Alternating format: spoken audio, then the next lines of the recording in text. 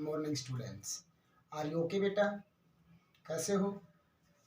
देखो, जो हमने करवाए थे यूजेज ऑफ टेंस, हमने टेंस का टॉपिक करवाया था आपको, जिसमें indefinite, simple, continuous and perfect present के तीनों पार्ट्स हमने करवा दिए थे। ऐसा ही था, और हमने ये रेगुलर क्लासेस में भी करवाया था, बट हम इससे नेक्स्ट तब करेंगे जब इसको पूरे को रिवाइज कर लेंगे, क्योंकि जब अगला टेंस जब हमारा शुरू होगा पास्ट का, तो that's very important for literature and grammar. Clear? तो हम इसको एक बार दोबारा से रिवाइज करवा रहे हैं। तो इट मीन सबसे पहली जो बात आती है वो क्या होएगी? What is tense?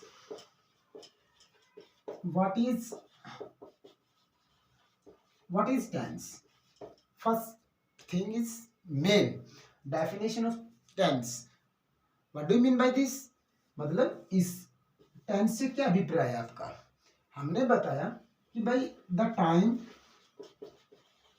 of an action is called tense. मतलब टेंस से जो एक्शन होता है हमारे सेंटेंस में, इट मीन्स इस एक्शन का टाइम कौन सा है, इट मीन्स जो क्रिया होती है उसके टाइम को ही टेंस बोलते हैं।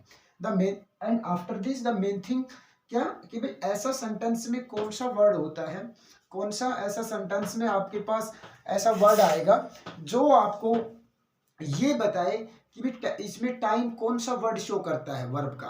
क्लियर? एक्शन का टाइम कौन सा वर्ड जो है वो शो करेगा।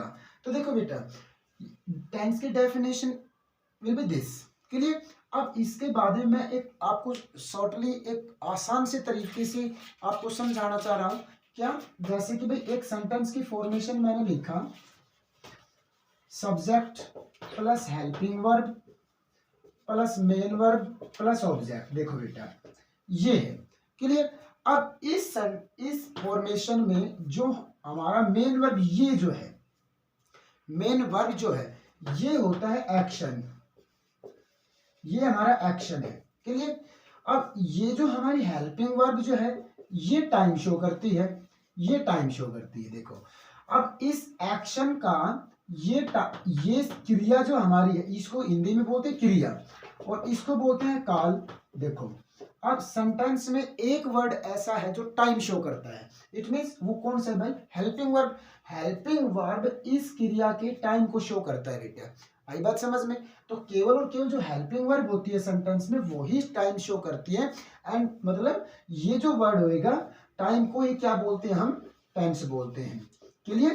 तो ये जो वर्ड हमारा है यही इस मेन वर्ब के एक्शन जो होएगा उसका टाइम शो करता है। आई बात समझ में?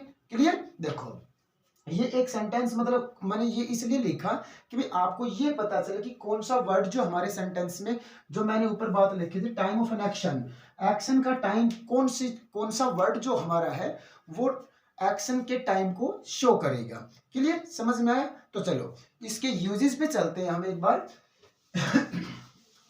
इसके यूजेस पे चलते हैं हम बेटा। तो यूजेस में जो हमने रेगुलर क्लासेस में आपको समझाया था क्या कि भाई इसके यूजेस जो हैं, टेंसेस के यूजेस जो हैं, यूजेस आप दो तरह से करोगे। एक तो इसका एक यूजेस तो गया किसमें? ट्रांसलेशन में, ट्रांसलेशन में। और सेकंड यूजेस क्या होगा? Fill in the blanks, fill in the blanks. देखो, ये यूज ट्रांसलेशन वाला मैं कहूं तो अनुवाद। ट्रांसलेशन मीन्स क्या होता है? अनुवाद। और अनुवाद में मतलब Hindi to English and English to Hindi. Clear? But इसमें फिल इन द ब्लैंक्स में अकॉर्डिंग ग्रामर सेंटेंस को कंप्लीट लिखना, वो होएगा हमारा फिल इन द ब्लैंक्स। और according syllabus, these are not compulsory but this part is very essential. Clear? तो ये जो ट्रांसलेशन, तो हम छोटे बच्चों को जैसे हिंदी के सेंटेंस बोल दिए इंग्लिश का उसमें ट्रांसलेशन करो, या फिर इंग्लिश का सेंटेंस आ गया उसको हिंदी में ट्रांसलेट करो, इसलिए हम ये करवाते हैं। मतलब generally identification of the Hindi sentence and according according identity of the sentence, how to translate into English of a Hindi sentence. Clear? तो तब इसकी जरूरत पड़ती है। बट इंग्लिश टू इंग्लिश के सेंटेंसेस को जब हम फिलअप करेंगे तो इसके अकॉर्डिंग ही हम सेंटेंस को आइडेंटिफाई करेंगे। According identifications we shall fill up the blank with a particular tense and particular part of this tense. Clear? तो ये जो पार्ट हमने बताया, ये rule, these are very essential. Clear बेटे? तो देखो, हम सबसे पहले इसके रूल्स हमने दे दिए थे, इंडेफिनिट, कंटिन्यूअस एंड परफेक्ट। इन तीनों को मैं एक बार दोबारा से आपको रिमाइंड करवा रहा हूं। जिस बच्चे ने नहीं किए वो बेटा दोबारा से अपनी नोटबुक्स में कर लेंगे। क्लियर? तो देखो, सबसे पहले मैं बात करूं तो सबसे पहला जो हमारा टेंस का पार्ट बनेगा वो प्रेजेंट इंडेफिनिट का बनेगा बेटा। Present indefinite according translation, according identity of Hindi sentences, सब बिल्कुल साथ साथ चलेंगे। Clear? And after this translation rule we shall revise, we shall use the usages of tense in a blank. Clear? तो देखो, प्रेजेंट इंडेफिनिट का जर्नली हम use करते हैं। जर्नली फॉर मतलब मैं कहूं तो we can see the for habit it means, या फिर कोई भी यूनिवर्सल फैक्ट हो आपके पास, यूनिवर्सल फैक्ट, मैथमेटिकल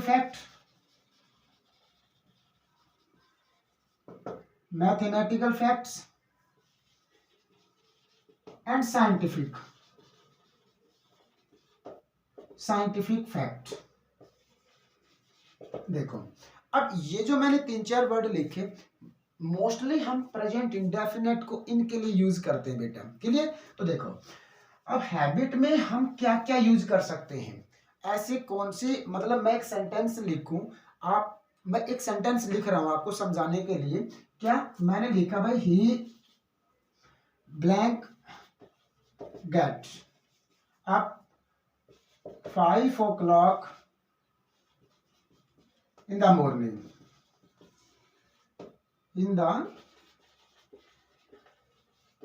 एक तो ये लिखा मैंने, और दूसरा सेंटेंस मैंने लिखा बेटा, he blank get up 5 o'clock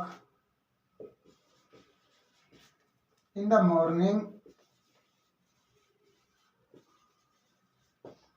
daily. देखो, ये दो सेंटेंस मैंने लिखे, both are same, this sentence and this sentence, दोनों एक जैसे हैं। बट इस सेंटेंस में मतलब हाउ टू आइडेंटिफाई इस सेंटेंस ऑफ इंग्लिश, मतलब इंग्लिश के सेंटेंस को आप कैसे आइडेंटिफाई करोगे, उसमें एक पर्टिकुलर आइडेंटिफिकेशन होगा।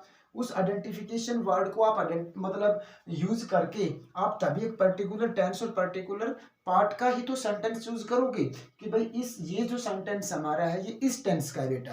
कैसे? देखो, इस सेंटेंस पे गए हम, मतलब एक सेंटेंस को आप कैसे कहोगे कि ये सेंटेंस में भाई आपका हैबिट है।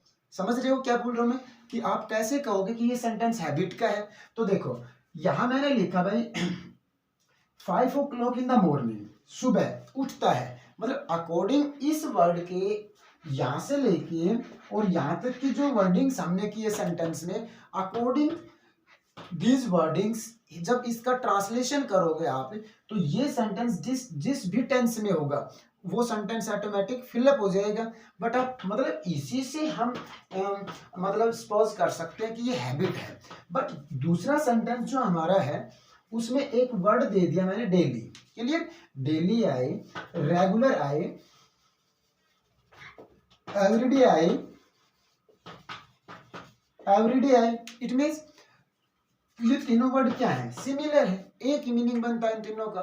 तो देखो, ये जो वर्ड होते हैं ये प्रेजेंट इंडेफिनिट को शो करते हैं, या फिर मैं ये कहूँ सिंपल सी बात, मतलब फॉर अंडरस्टैंडिंग, कि भाई इन वर्डिंग्स के अकॉर्डिंग जब आप इस सेंटेंस को ट्रांसलेशन इस सेंटेंस का ट्रांसलेट करोगे तो डायरेक्ट आपका प्रेजेंट इंडेफिनिट में जाएगा।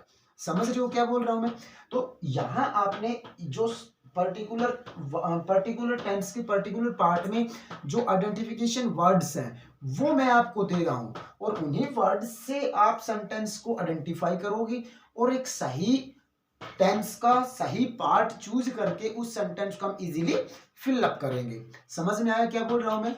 तो देखो यहां इस सेंटेंस में हमने अकॉर्डिंग ट्रांसलेशन यहां तो बेटा कर दिया गेट्स, क्लियर, बट इनके अकॉर्डिंग इस सेंटेंस में इन वर्डिंग से अकॉर्डिंग ये जो वर्ड है ये पर्टिकुलर आइडेंटिफाइड वर्ड्स हैं और प्रेजेंट इंडेफिनिट टेंस, तो इनके अकॉर्डिंग हमने इसकी ट्रांसलेशन नहीं बनाई, बट इन वर्ड्स के अकॉर्डिंग डायरेक्ट हमने सेंटेंस को फिल अप कर दिया। और ये बात समझ में? तो देखो अब हम इसके यूजेस पे जाएंगे। तो सबसे पहले मैं इसके कुछ एक आइडेंटिफाई, तो मैंने 3 वर्ड्स लिखे थे, दोबारा से मैं लिखूंगा इधर। तो देखो अब सबसे पहली बात जो थी वो हमने बताया कि भाई what do mean by habit. Habit क्या होता है? हैबिट आप किसको कहोगे सर ये सेंटेंस में ये हैबिट है, क्यों भाई सुबह तो कोई भी उठ सकता है जल्दी, लेकिन डेली आफ्टर सम टाइम जब किसी भी एक्शन को हम रिपीट करते हैं, after some time it means oftenly या सेल्डम हम एक ही एक्शन को बार बार रिपीट करते हैं, रिवाइज करते हैं, तो वो क्या हो जाता है? हमारा हैबिट हो जाता है। क्लियर? तो ये हैबिट इस चीज को बोलते हैं जब हम एक ही काम को मतलब आफ्टर सम टाइम मतलब इस प्रकार से हम उसको रिवाइज करें, रिपीट करें, तब उसको बोल देते हैं हम हैबिट हो गई भाई हमारी ये। तो देखो प्रेजेंट इंडेफिनेट के यूजेस में फर्स्ट जो हमारा रहेगा, फर्स्ट रूल जो रहेगा वो क्या है? Use with often, seldom, generally,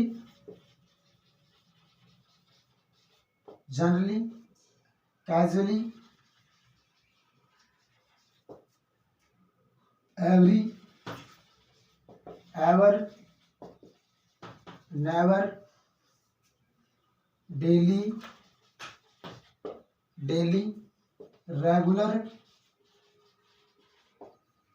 regular. देखो ये वर्ड्स मैंने लिखे, इन वर्ड्स के अकॉर्डिंग कोई भी सेंटेंस अगर आता है, it means in any sentence we found these word of these, इनमें से कोई भी एक अगर हमें मिलता है तो वो सेंटेंस किसका होगा बेटा? प्रेजेंट इंडेफिनिट का होगा। अब मैंने बात बताई, एक हैबिट की बताई, देखो हैबिट की बताई, और हैबिट में बताया after some time, it means हर एक समय मतलब थोड़े समय के बाद में हम एक ही एक्शन को बार बार क्या करते हैं? रिवाइज करते हैं, और जब रिवाइज करने वाला क्या हो जाता है? हमारी हैबिट। और उस हैबिट वाले सेंटेंस में इनमें से कोई एक वर्ड आपको मिलेगा, ऑफन मीन्स प्राय, सेल्डम मीन्स कभी कभार, डेली एंड एवरी रेगुलर, इसमें से आपको एक वर्ड मिलेगा, और उसी सेंटेंस को हम क्या कहेंगे? भाई sentence goes into habit. Clear? तो ये था हैबिट का। अब इनके अलावा दूसरा जो हमने बताया वो दूसरे 3 वर्ड्स लिखे थे, एक तो यूनिवर्सल फैक्ट बताया बेटा, दूसरा mathematics fact and scientific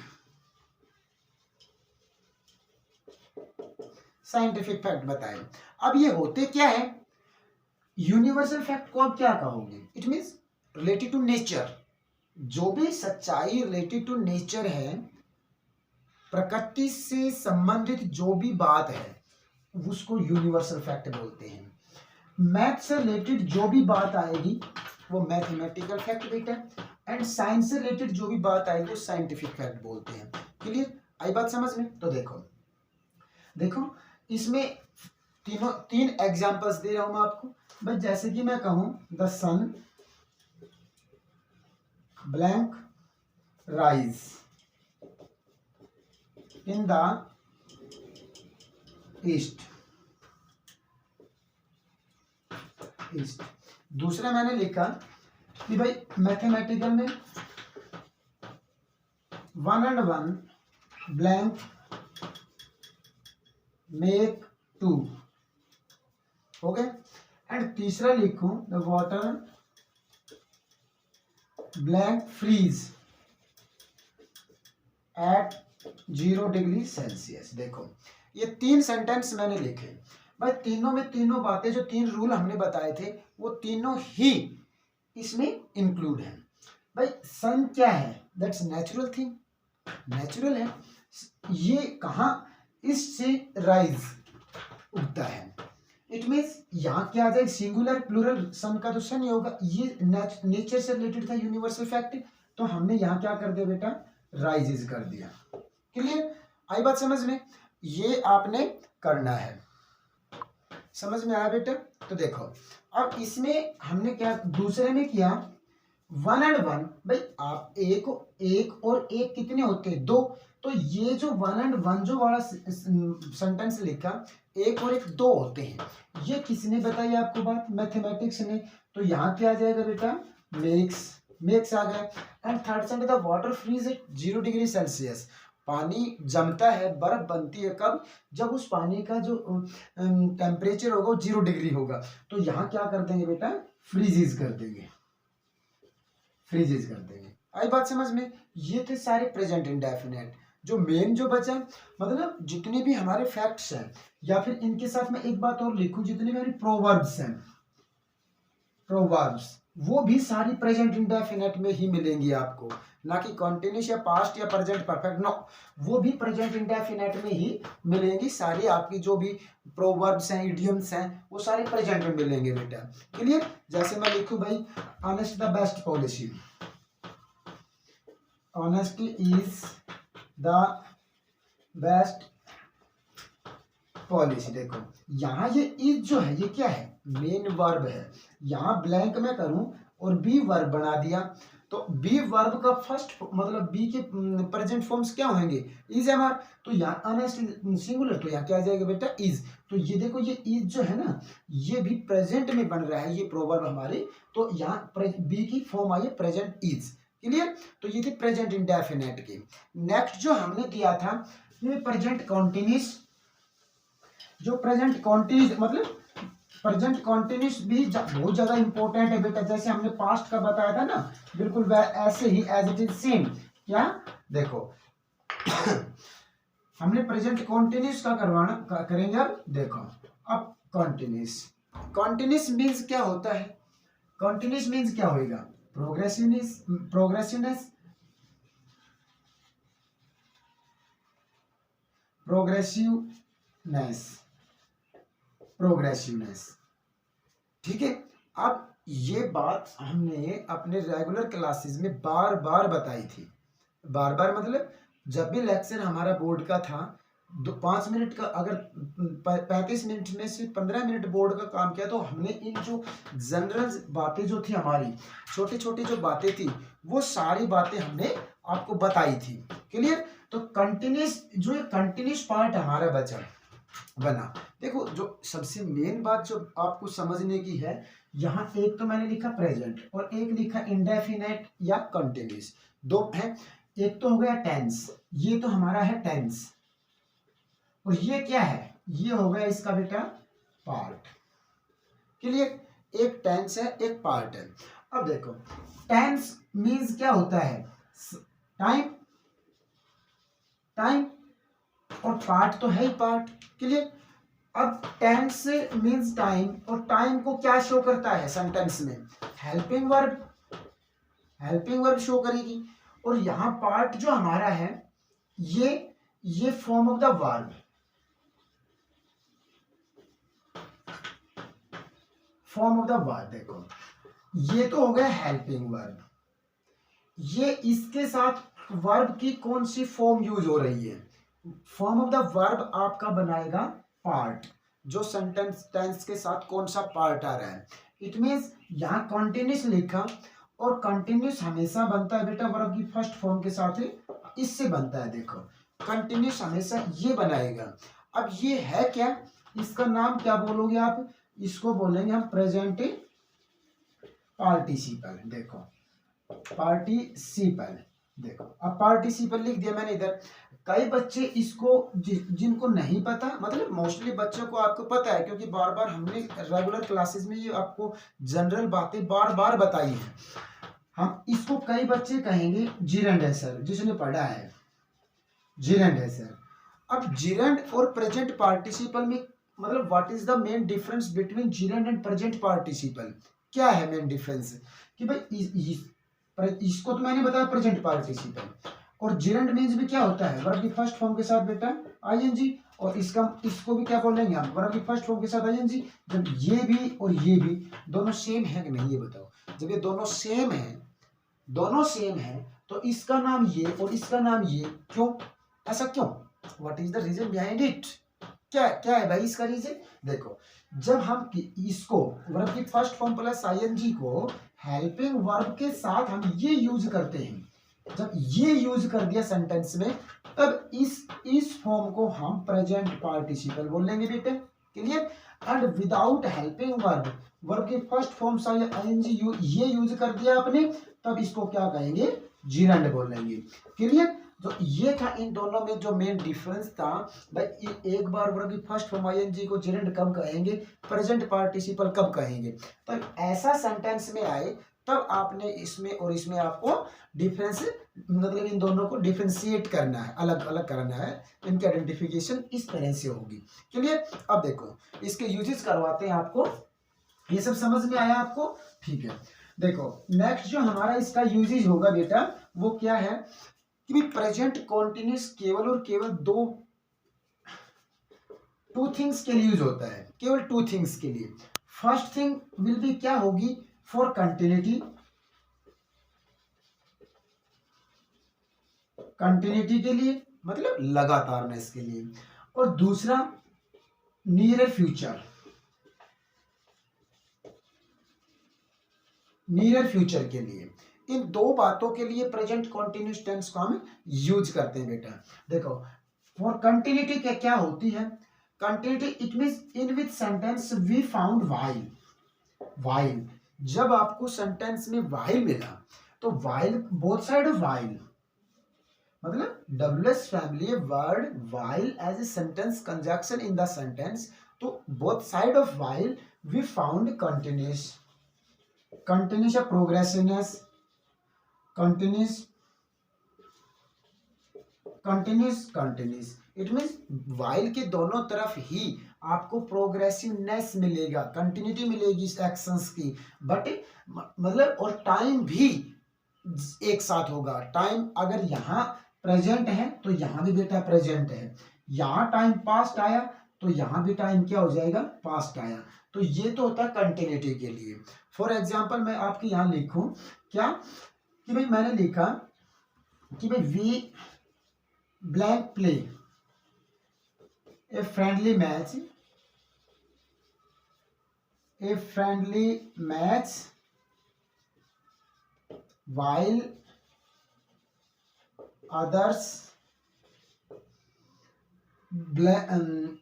is reading, ये लिख दिया मैंने। देखो आपको सेंटेंस में यहाँ ब्लैंक मिला, यहाँ भी हो सकता है ब्लैंक, जब यहाँ ब्लैंक मिलेगा तो ये जो हमारा ब्लैंक था ये ऑलरेडी फिलअप मिलेगा, एक ब्लैंक फिलअप मिलेगा, दूसरे सेंटेंस को फर्स्ट के अकॉर्डिंग हमने भरना है। तो देखो यहाँ आपके पास ये तो हो गया प्रेजेंट, ये हो गया कंटिन्यूस, जब ये सेंटेंस प्रेजेंट कंटिन्यूस से फिलअप है तो यहाँ भी इसमें भी क्या भर देंगे बेटा प्रेजेंट कंटिन्यूस भर देंगे।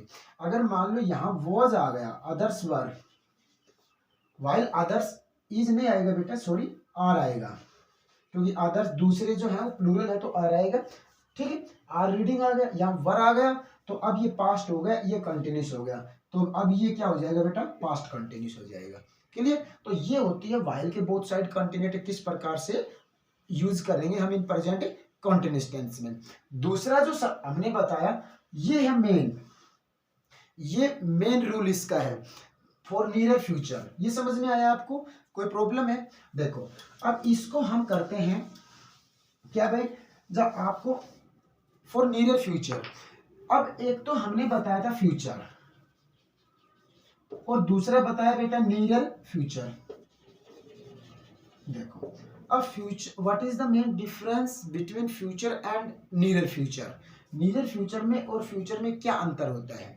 तो देखो मैं एक ही सेंटेंस को दो मतलब एक ही सेंटेंस को दो तरीके से बोलते हैं एक बार कि भाई जैसे मैंने लिखा कि my brother blank come home tomorrow. एक तो सेंटेंस मैंने ये लिख दिया, दूसरा मैंने लिखा my brother blank come home the next month, ये लिख दिया। ठीक है, अब देखो इस सेंटेंस को एक बार ट्रांसलेट किया और दूसरा हमने इस सेंटेंस को एक बार ट्रांसलेट किया। तो ऊपर वाला जो फर्स्ट सेंटेंस हमारा है, माय ब्रदर मेरे भाई कम आना होम घर टुमारो कल, इस सेंटेंस को अकॉर्डिंग टुमारो जो हमने टुमारो लिखा, इसके अकॉर्डिंग ये जो सेंटेंस हम दोनों टेंसेस में बोल सकते हैं। मतलब हाँ देखो, सबसे मेन बात समझने की जो है वो है हमारे पास मतलब फ्यूचर को आइडेंटिफाई वर्ड्स हमारे पास तीन है। एक तो बेटा tomorrow, next and in plus future time, in plus future time, ये तीन वर्ड्स हमारे पास ऐसे हैं जो फ्यूचर को आइडेंटिफाई करेंगे, बताएंगे कि सेंटेंस फ्यूचर का है या नहीं है। क्लियर? अब देखो टुमारो मीन्स कल, नेक्स्ट मीन्स अगला, इट मीन्स नेक्स्ट डे भी हो सकता है, नेक्स्ट वीक भी हो सकता है, नेक्स्ट मंथ भी हो सकता है, नेक्स्ट सैटरडे भी हो सकता है एंड नेक्स्ट ईयर भी हो सकता है। Clear? In plus future time क्या होगा, जैसे कि मैं लिखूं कि भाई एक सेंटेंस फॉर एग्जांपल नेक्स्ट का लिख रहा हूं आपके सामने, we blank pass the matriculation exam in March 2022, ये लिख दिया। यहां इन आया और मार्च 2022 क्या है, फ्यूचर टाइम है, तो इन प्लस फ्यूचर टाइम इस प्रकार से आएगा आपके पास। क्लियर? तो देखो अब आपके पास तीन सेंटेंस हो गए, तीन ही वर्ड है, तीन सेंटेंस हो गए। देखो इस टुमारो के अकॉर्डिंग इस सेंटेंस का ट्रांसलेट किया, मतलब ये जो तीनों वर्ड्स हैं ये फ्यूचर इंडेफिनेट को शो करते हैं बेटा, बट केवल टुमारो एंड नेक्स्ट के साथ नियर टाइम आए, नजदीक समय आए, उस कंडीशन में ये जो दोनों जो हमारे वर्ड्स हैं, ये दोनों वर्ड्स जो हैं, ये दोनों वर्ड्स आपके लिए एक बार तो बेटा नियर फ्यूचर शो करेंगे,